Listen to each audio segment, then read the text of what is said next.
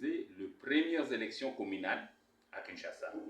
Et ces premières élections communales concernaient tout d'abord la commune de Ngiringiri, l'actuelle Ngiringiri, la commune de Dendal, actuelle commune de Kasavubu, et la commune de Nkalamu, l'actuelle commune de Kalamu.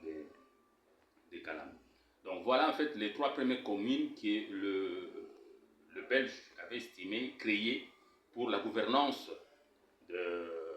des autochtones, c'est-à-dire des Congolais. C'est ainsi que lors de ces premières élections, Gaston Diomi va gagner l'élection pour la commune de Ngiringiri. Kasavubu Joseph va gagner l'élection de la commune de Dendal. Et Arthur Pinzi va gagner l'élection de la commune de Kalamu. Et là, nous sommes en 1956. Et en 1958, Gaston Diomi ayant rencontré lors des campagnes de la Birmanie certains leaders africains, tissera des relations avec un leader ghanéen qui s'appellerait Kwame Nkrumah. Alors, lors de son retour au Ghana, Kwame Nkrumah devient président du Ghana. Et par ces relations-là, ils ont développé les idées pour organiser une conférence panafricaine en vue de motiver les pays africains à aller vers l'indépendance. C'est ainsi qu'en 1958, Gaston Diomi va conduire une délégation des leaders congolais, notamment Lumumba et Joseph Ngalula, vont accompagner Gaston Diomi. Les photos sont là, vous allez voir les photos, dans cette descente-là à Accra. Et au retour de cette conférence, ils vont organiser le premier meeting en décembre 1958. Et ce meeting-là va être relayé par l'ABACO le 4 janvier, avec le même discours du panafricanisme pour les indépendances africaines immédiates. Alors, la réaction de la population va entraîner des émeutes.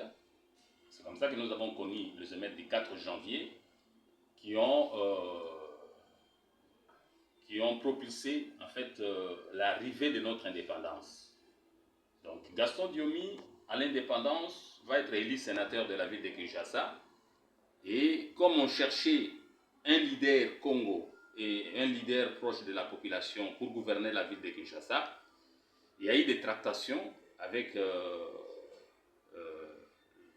le parti de M. Kizenga et de M. Kamitatu.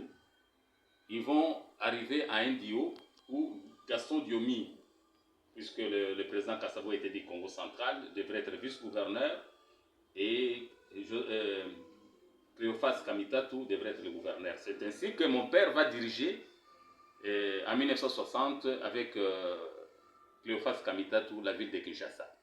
Donc c'est le premier ticket à l'élection du gouvernorat de la ville de Kinshasa. Donc nous connaissons très bien cette ville. Et par rapport à cela, mon souci aujourd'hui, c'est de propulser la bonne gouvernance, de créer une gouvernance moderne pour la ville de Kinshasa. Nous avons un programme que nous allons publier dans les prochaines heures pour permettre en fait à ce que les Kinois puissent se rendre compte de l'impact par rapport à la gouvernance de cette ville. Donc voilà en bref, retracer l'historique de la gouvernance de la ville de Kinshasa et nous allons militer pour qu'il y ait cet idéal de gouvernance orthodoxe, transparente, afin que la ville de Kinshasa puisse trouver sa fierté, puisse trouver sa grandeur et sa splendeur pour l'intérêt supérieur des Kinois. Merci.